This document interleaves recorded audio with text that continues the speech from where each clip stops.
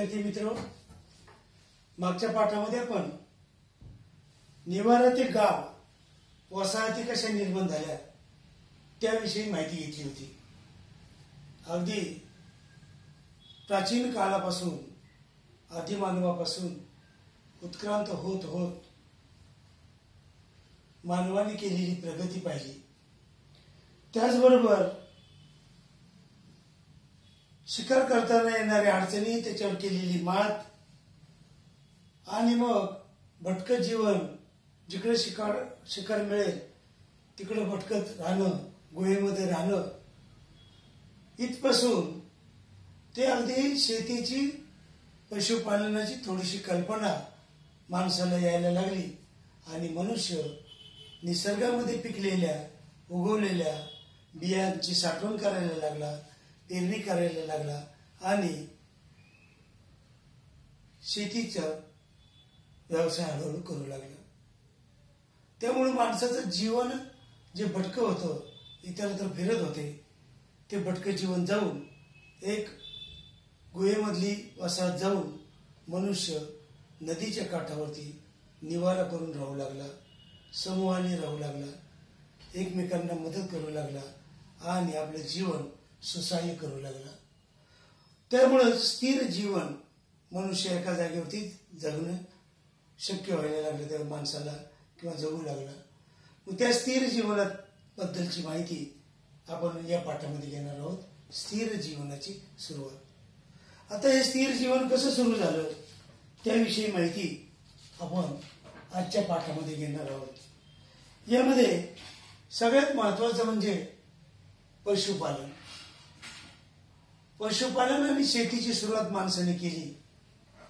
तिथून पुढे माणसाचं जीवन हळूहळू स्थिर व्हायला लागलं. पशुपालन करत असताना सगळ्यात पहिल्यांदा माणसाने, आपण मागच्या पाठामध्ये पाहिलं की कुत्रा माणसाळला सगळ्यात पहिल्यांदा, आणि कुत्रा माणसाळल्यानंतर त्यामध्ये तो कुत्रा माणसाच्या शिकारीसाठी, माणसाच्या संरक्षणासाठी उपयोगी पडू लागला. शिकारीला जाताना कुत्रा माणसाच्या बरोबर जाऊ लागला. आपण मागं पण उदाहरण दिलं तुम्हाला मी की आजही कुत्रा वेगवेगळ्या कारणासाठी पाळला जातो. अनेक कारणासाठी. मेंढपाळ मेंढ्यांचं संरक्षण करण्यासाठी पाळतात. शेतकरी शेतीच्या कामासाठी कुत्र्याचा उपयोग होतो, राखण करण्यासाठी. त्याचबरोबर गाई, गुरं, जनावरं, शेळ्या, मेंढ्या यांचं संरक्षण तर करतातच. शिवाय रानामध्ये शेतकऱ्याला जर एखादा प्राणी आला तर त्याची चावून कुत्र्याला आधी लागते आणि कुत्रा माणसाला काय करतो, भुंकून सावध करतो. आजही अगदी सगळ्यात सुरुवातीला माणसाळलेला कोणता प्राणी असेल तर तो कुत्रा आहे. आणि तो कुत्रा माणसाला, माणसाच्या बरोबर राहू लागला, माणसाला उपयोगी पडू लागला, माणसाच्या शिकारीसाठी मदत करू लागला. त्याच्यानंतर हळूहळू मग शेळ्या, मेंढ्या, गाई, बैल हे प्राणी पाळून, पकडून पाळीव प्राणी त्यांना बनवले गेले. माणसाला हे प्राणी अनेक प्रकारे उपयोगी पडतात. पाळीव प्राणी मांसासाठी उपयोगी पडतात, त्याच्या कातड्यासाठी उपयोगी पडतात, दुधासाठी उपयोगी पडतात, शेतीच्या कामासाठी उपयोगी पडतात. आणि त्यामुळं एखादा प्राणी माणसाळणं हे 3 टप्पे आहेत त्याचे माणसाळण्याचे. एखादा तो पहिला टप्पा जो आहे, तो पहिला टप्पा म्हणजे रानटी जनावरांना पकडून ताब्यात घेणं. पहिला टप्पा कोणता आहे? रानटी जंगली जनावरं जे आहेत त्या जंगली जनावरांना पकडणं, त्यांना ताब्यात घेणं आणि त्यांना माणसासोबत राहण्याचं दुसरं कौशल्य आहे. माणसासोबत राहण्याचं त्यांना वळण लावणं. आज आपण पहा, जंगलामध्ये गवे आहेत, रान बैल आहेत, रान म्हशी आहेत, गाय आहेत, कुत्री पण आहेत, रानकुत्री. त्यांना माणसामध्ये येत नाहीत ते लोक. पण त्यांना जर एखाद्याला पकडलं मग हळूहळू त्याला माणसाळावं लागतं, त्याला वेळ जातो. पण पाळीव प्राणी जे आहेत माणसाळलेले, त्यांना काहीच गरज नाही. तसं माणसासोबत राहण्याचं त्यांना वळण लावणं, जंगलातल्या प्राण्यांना पकडणं, पकडून ताब्यात घेणं आणि त्यांना माणसाबरोबर राहायचं वळण लावणं. त्याचबरोबर तिसरा मुद्दा जो आहे तो म्हणजे त्यांच्याकडून दूध दुभत मिळवणं, कष्टाची कामं करून घेणं. हे ज्यावेळी मनुष्य साध्य करतो त्याला पशुपालन असे म्हणतात. आता पहा, पशुपालन म्हणजे काय? तर माणसाने सुरुवातीला जंगलातील रानटी जनावरांना पकडलं, पहिला मुद्दा. दुसरा मुद्दा, त्यांना माणसासोबत राहण्याचं वळण लावलं. आणि तिसरा टप्पा पशुपालन म्हणजे तिसऱ्या टप्प्यामध्ये त्यांनी दूध दुभत आणि कष्टाची कामं त्या प्राण्यांकडून करून घेणं. या सगळ्या गोष्टीला आपण काय म्हणतो? पशुपालन म्हणतो. आज पण पशुपालन व्यवसाय खूप छान आहे, शेतीला आजही पूरक आहे. पशुपालनामध्ये भरपूर शेळ्या पाळणं आहे, मेंढी पालन आहे, गाई पालन आहे, म्हशी पाळणेच आहे, वराह पालन आहे, कोंबड्या पाळणं आहे, ससे पाळतात. आणि त्या शेतीला जोडधंदा आजही चाललेला आहे. आधुनिक काळामध्ये सुद्धा तितकाच महत्वाचा आहे. हा तर माणसाचा सुरुवातीचा टप्पा होता. त्याला जंगलातले प्राणी पकडायचे, माणसाळायचे, उपयोगी करायचे आणि मग त्याचा वापर कष्टाच्या कामासाठी करायचा, दूध दुभतं खायचं. त्यामुळं त्याला आपण पशुपालन असं आपण म्हणतो. आता यामध्ये पहा, आज पण नॅशनल जिओग्राफी वारंवार उदाहरण देते मी तुम्हाला. आफ्रिका खंडामधले काही जाती, इतर युरोप खंडामधले काही, अमेरिका खंडामधले काही चित्रफिती तयार केले जातात प्राण्यांच्या बद्दल. आणि असं आपल्याला दिसतं की जो वाघ, सिंह हे हिंस्र प्राणी सुद्धा मनुष्य माणसाळू शकतो आजही. अनेकांनी लहान पिल्लांना जोपासलेले पाहिले आपण. वाघाचा, सिंहाचा जो छोटासा पिल्लू आहे किंवा बछाडा म्हणतो आपण त्याला, ते बछाड्याला काही कारणाने सापडलं असेल, त्याला जर सांभाळलं तर तो मोठा झाल्यानंतर सुद्धा त्या माणसांना काही, आपण जसं कुत्रा पाळतो तसं ते वाघ, सिंह पाळतात दिसतात. त्यांच्याशी खेळतात, त्यांच्याशी बोलतात, त्यांच्याबरोबर जंगलामध्ये असे अनेक उदाहरणे पाहायला मिळतात.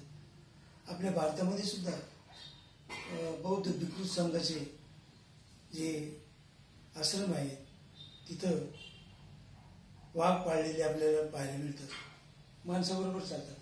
एवढंच काय तर आपण सध्या प्रकाश आमटे जे आहेत, डॉक्टर प्रकाश आमटे, त्यांचा चित्रपट आलेला आहे. त्या चित्रपटामध्ये किंवा त्यांनी प्रत्यक्ष बिबट्याची पिल्लं, वाघाचं पिल्लू पाळलेले, जंगलामध्ये जखमी झालेले आणि ते माणसाळलेले, अनेक हिंस्र प्राणी त्यांच्याकडे ते माणसाळलेले की आपल्याला ते पाहता क्षणी भीती वाटते अशा प्राण्यांना. आणि ते आत्ता सध्या आहे आपल्याला प्रकाश आमटेंचं उदाहरण सांगते. त्यांनी अनेक प्रकारच्या प्राण्यांना आपलंसं केलेलं पाहायला मिळतं. तशाच प्रकारे माणसाने अनेक प्राण्यांना पकडलं आणि आपल्या उपयोगी आणलं, शेतीसाठी उपयोगी केलं, पशुपालनासाठी उपयोगी केलं, मांसासाठी, दुधासाठी, कातरण्यासाठी त्याचा वापर केला आणि माणसाचं जीवन हे काय केलं, सुसह्य करण्याचा प्रयत्न केला. त्यामुळे काय झालं, साहजिकच की शेतीसाठी जे कष्टाची कामं होती ती हे प्राणी करायला लागले. आज आपण पाहतो की एवढा मोठा हत्तीसारखा विशाल प्राणी, सगळ्यात मोठा विशाल प्राणी हत्ती, आणि तो सुद्धा माणसाच्या सांगण्यावरून बसतो, उठतो, चालतो. त्याच्यावरती जंगलामध्ये माणसं त्याच्या पाठीवरती बसून माहूत जो असतो हत्तीला कंट्रोल करणारा, तो माहूत त्याला सगळीकडे फिरवतो, कष्टाची कामं करतो, ओंडके व्हायची कामं करतो, अशा अनेक कामं आजही करतो हत्ती. मग हा हत्ती जंगलातला हत्ती पकडण्याचं एक तंत्र होतं. असा मोठा खड्डा खांदायची, त्याच्यात झाडं टाकायची आणि त्या खड्ड्यामध्ये तो आपोआप कसा येईल हत्ती, आणि मग हळूहळू त्याला माणसाळायची. हत्तीला एकदा माणसाळलं की मग तो माणसाचा आहे. अनेक देवालयामध्ये दक्षिण भारतामध्ये तर खूप मोठ्या प्रमाणावरती हत्ती, केरळमध्ये, आंध्रमध्ये, आणि त्या हत्तीचं मोठ्या देवालयामध्ये खास पाळलेले आहेत, त्यांचे संरक्षण केलेले, पाळलेले त्यांना. तशाच प्रकारे माणसाने पशुपालन हा एक व्यवसाय थोडक्यात म्हणते तो स्वीकारला, माणसाने विकसित केला आणि माणसाचं जीवन सुसावी झालं. आता त्याच्या पुढचा जो मुद्दा आहे तो आहे शेतीचा. साधारणतः असं मानलं जातं की 11,000 वर्षापासून माणसाला शेतीचं ज्ञान प्राप्त होतं. 11,000 वर्षापूर्वीपासून त्याचे पुरावे आपल्याला इस्रायल आणि इराकमध्ये पाहायला मिळालेले. यामध्ये असंही लक्षात आलं की स्त्रियांनी शेती करण्याची सुरुवात केलेली आहे. स्त्रिया ज्या आहेत त्यांनी शेती एका टोकदार काठीच्या साह्याने निसर्गातले बिया ते पेरत असत आणि त्या टोकदार काठलेले एक अशा प्रकारचा दगड बसवायचा की त्याला छिद्र असायचं. ती काठी जी आहे त्या काठीचं दगड लावला म्हणून ती काठी खोल जमिनीमध्ये जायची आणि मग ते त्या होलमधून बी टाकायची, दगडाच्या होलमधून, आणि वजनामुळे ती बी खोलवर जायची. आज पण काही आदिवासी लोक जे आहेत त्या स्त्रिया अशाच प्रकारच्या टोकदार काठीच्या साह्यानं बिया पेरण्याचं तंत्र आजही पाळतात किंवा करतात. छिद्र पाडलेल्या दगडातून बी जातं, त्यामुळं बी जे आहे ते खोल दगडाच्या वजनाने खोलवर जमिनी जातं. त्यामुळे शेती करण्याचं तंत्रज्ञान लोकांना माहिती झालं आणि शेती करायला लागल्यामुळं साहजिकच एका ठिकाणी राहणं भाग पडलं. प्राण्यांचा वापर, शेतीची कामं, पाण्याचं वाटप या सगळ्या गोष्टीमुळं माणसाचं कृषीप्रधान संस्कृती उदयाला आली. आता याआधी आपण जे काम करतो, टोकदार मधोमध छिद्र पाडलेली जी काठी आहे तिचा वापर आजही करतात, शेती करतात. आता कृषीप्रधान समाज व्यवस्था निर्माण झाली. आजही भारतामध्ये पाहिलं आपण तर शेती हाच भारतीय लोकांचा व्यवसाय आहे. अनेक देशांचा शेती आहे. जवळजवळ 69% लोक भारतामधले शेतीवर आधारित व्यवसायावर अवलंबून आहे. किती मोठा लोकसंख्येचा भाग हा शेतीवर आजही अवलंबून आहे. निसर्गातल्या अनेक घटनांमुळे शेती उत्पादनावरती परिणाम होत असतो. आजही आपण पाहिलं की ज्याप्रमाणे उत्पादन वाढावं म्हणून पूर्वी निसर्ग शक्ती किंवा देवतांची आराधना करत तशी आजही करतो आपण. पाऊस भरपूर पडू दे म्हणून विठ्ठलाशी आपण मागणी करतो, परमेश्वराची प्रार्थना करतो. तशाच प्रकारची शेतीसाठी, उत्पादनासाठी परमेश्वराची आराधना करत असत. शेतीची कामं, पाण्याचं वाटप आणि कृषी प्रधान संस्कृती हळूहळू उदयाला आली आणि मनुष्य काय झाला, स्थिर जीवन जगायला लागला. जे सुरुवातीला भटकं जीवन जगावं लागत होतं, शिकार करताना मिळेल त्या ठिकाणी जायचं, तिकडेच भटकत जीवन जगायचं, सगळे समूहातले स्त्री पुरुष सगळेच बरोबर जायचे आणि अन्न गोळा करायचे. त्यानंतर पुढचा जो टप्पा आहे तो आहे खास कौशल्य आणि विविध व्यवसाय. पशुपालन झालं, शेती व्यवसाय झाला, आता पुढचं खास कौशल्य आणि विविध व्यवसाय कसे उदयाला आले त्याविषयी माहिती. आता शेती सुरू होण्यापूर्वी आपण पाहिलं की शिकार करणं, कंदमुळं गोळा करणं आणि भटकं जीवन जगणं हा मनुष्य करत असे.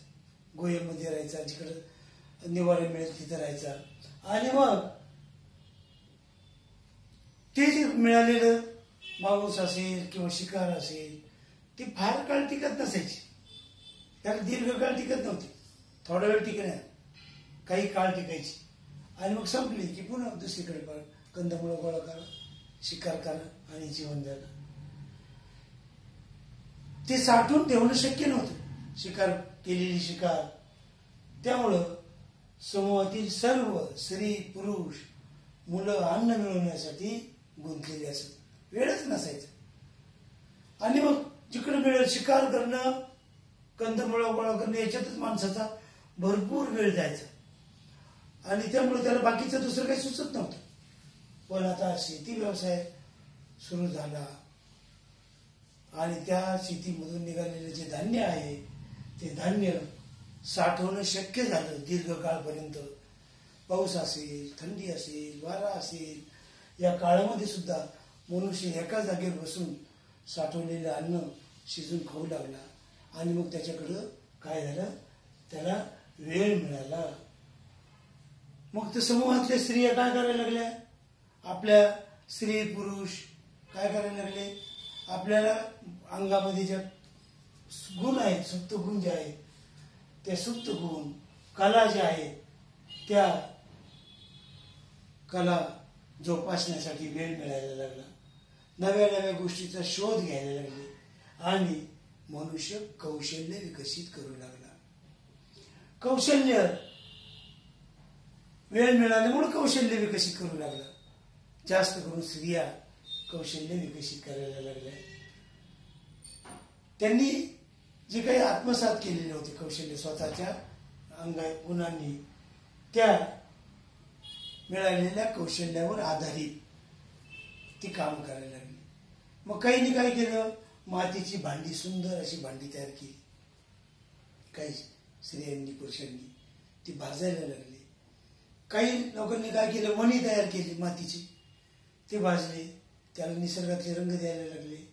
आणि मातीची भांडी, मणी बनवणं, अशा प्रकारचे कारागीर हळूहळू तयार झाले. हे का तयार झाले, तर माणसाचं भटकं जीवन जाऊन स्थिर जीवन जगायला लागल्यामुळं त्याला वेळ मिळायला लागला. आणि त्या वेळामध्ये तो आपल्या कलागुणांना वाव मिळाल्यामुळं विकसित करू लागला आणि वेगवेगळ्या प्रकारची भांडी तयार करू लागला.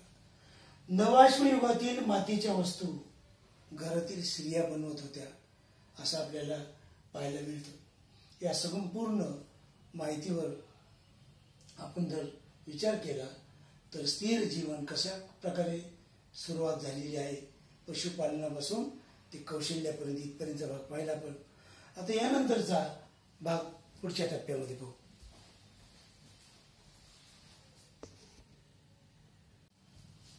रिकामा मिळालेला वेळ कौशल्य निर्मितीसाठी माणसाने व्यक्त केला आणि त्यातून मातीची भांडी, मणी यासारख्या वस्तू तयार करायला लागल्या. हळूहळू एक एक कौशल्य विकसित होऊन अनेक कौशल्य विकसित झाली. त्यामुळं माणसाचं जीवन अधिक सुखकर व्हायला लागलं, स्थिर व्हायला लागलं. आणि पुढचा मुद्दा जो आहे तो आहे परस्पर सहकार्यावर आधारलेले जीवन. मनुष्य आता एकमेकावर सहकार्य, परस्पर सहकार्य, एकमेकांना सहकार्य करून जीवन व्यतीत करू लागलं. आता काय व्हायला लागलं, गावातील शेतकरी गरजेपेक्षा अधिक पीक पिकवायला लागले. जेवढी गरज होती माणसाला त्याच्यापेक्षा अधिक पीक पिकवायला लागले. त्यामुळं धान्य साठायला लागले. आता त्याचबरोबर जे शेतीसाठी अवजारं तयार करायची असतील, लाकडाचा नांगर असेल किंवा ते बैलासाठी जू असेल, पेरणीसाठी एखादं मशीन यंत्र असेल लाकडाचं दगडाचं, किंवा ते दुरुस्त करणं, तयार करणं, या कामासाठी कुशल कारागिरांची गरज होती. आणि मग ज्यांना हे शक्य आहे ज्यांनी ती कला विकसित केली त्यांच्याकडे मग शेतीची कामं यायला लागली. अवजारं बनवणे, दुरुस्त करणं. आणि मग अवजारं त्यांना वेळ, मग त्यांना शेती करायला, त्यांना अन्नधान्य मिळवायला वेळ मिळत नव्हता. म्हणून कारागिरांना त्यांचा मोबदला काय करायचं, अन्नधान्याच्या किंवा वस्तूच्या रूपात द्यायला लागले. इतर लोक जे त्यांच्याकडून वस्तू तयार करून घ्यायचे, शेतीची अवजारं तयार करून घ्यायची, त्यांना शेती करता येत नव्हती कारागिरांना, मग त्यांना उदरनिर्वाह कसा करायचा, तर त्यांना अन्नधान्य आणि वस्तूच्या स्वरूपामध्ये त्यांच्याकडून ती कामं करून घेतली जात होती.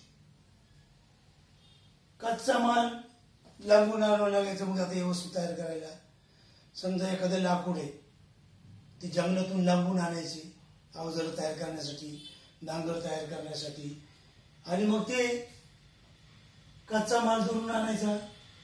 मग त्याची किंमत किंवा वस्तू किंवा धान्याच्या स्वरूपात त्याची बंदी.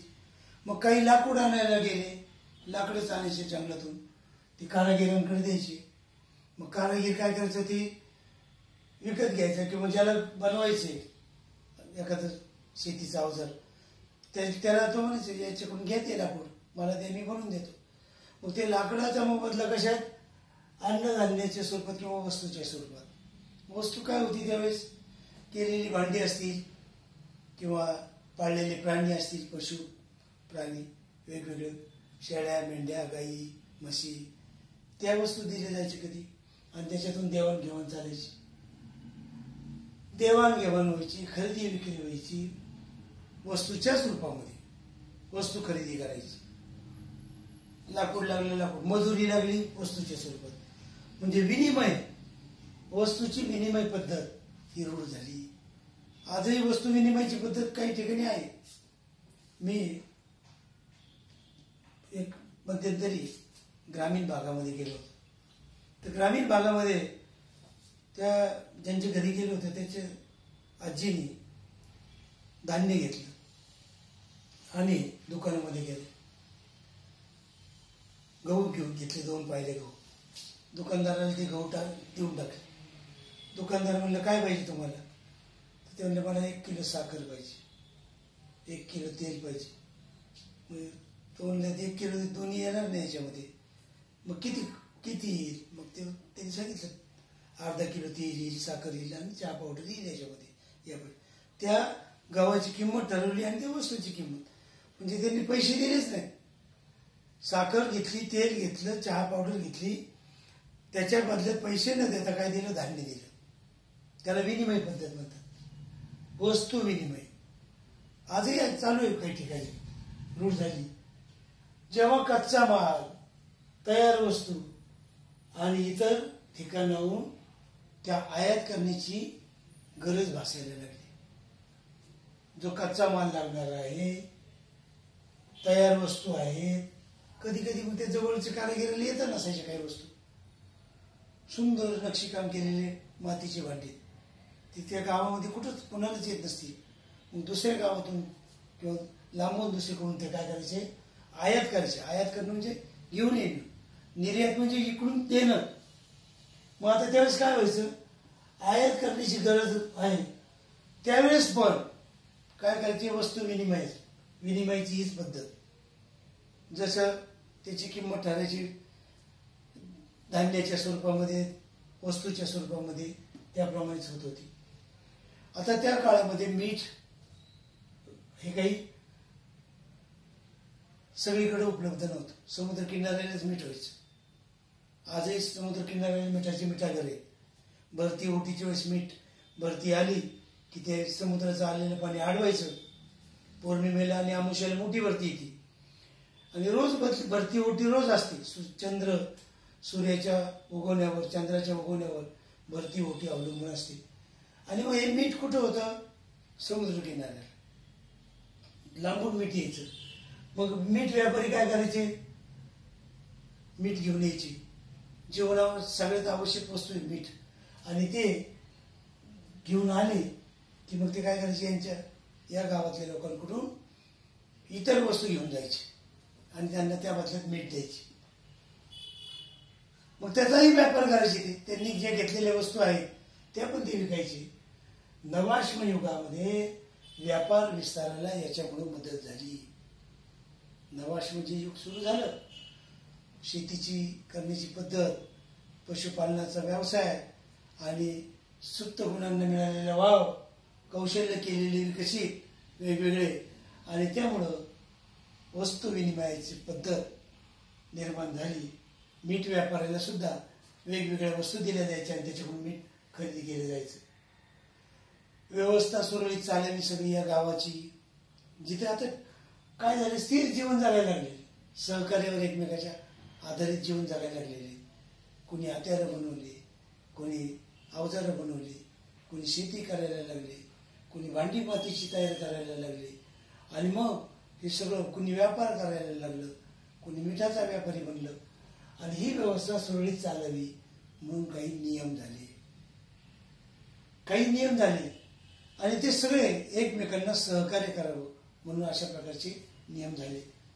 मग गावातलाच एखादा करता जाणकार व्यक्तीला काय केलं, सगळ्यांना सहकार्य करण्यासाठी विनंती केली गेली आणि मग त्याच्यावरती संरक्षणाची जबाबदारी पार पडली. काही जरी या व्यापारामध्ये संघर्ष निर्माण झाला काही, तर त्यामध्ये त्या गावातल्या कर्त्या पुरुषाकडं किंवा कर्त्या माणसाकडं या सगळ्यांचं सहकार्य करण्याची भावना निर्माण झाली.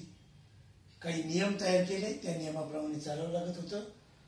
संरक्षणाची जबाबदारी सुद्धा कर्त्या व्यक्तीवरती सोपवली, तुम्हीच सांभाळा आता. आणि त्यामुळं गावची शासन व्यवस्था निर्माण झाली. कोणी कारागिरांनी वस्तू बनवायला लागले, कोणी शेती करायला लागले, कोणी पशुपालन करायला लागलं, कोणी गावातले या सगळे नियम कसे असतात ते बनवायला लागले, संरक्षण करायला लागलं आणि गावाची एक शासन व्यवस्था निर्माण झाली. मग यामध्ये काय झालं, व्हायला लागलं, इतर बाहेरच्या गावापेक्षा किंवा इतरच्या ज्यांना काही मिळालेलं नाही अशा लोकांपासून किंवा हिंस्र प्राण्यांपासून संरक्षण व्हावं म्हणून गावाच्या भोवताली संरक्षक भिंत असायची, वेस असायची आणि मोठी भिंत, तटबंदी असायची, त्याला तटबंदी म्हणतो. खंदक असायची, तटबंदी असायची. का तर गावातले सगळे लोक सुरक्षित राहावीत, रात्री हिंस्र प्राणी येऊ नयेत, कुणी माल चोरून नेऊ नये आपला, कुणी वस्तू चोरून नेऊ नये म्हणून गावाला वेस असायची. गावाला वेस असून त्याला दरवाजा असायचा. रात्री तो दरवाजा बंद केला जायचा आणि पुन्हा दिवसा उघडायचा. अशा प्रकारची एक भक्कम अशी व्यवस्था निर्माण झाली आणि हे सगळं एकमेकांना सहकार्य, परस्परांना सहकार्य करण्यावरती आधारलेलं जीवन मनुष्य जगू लागला.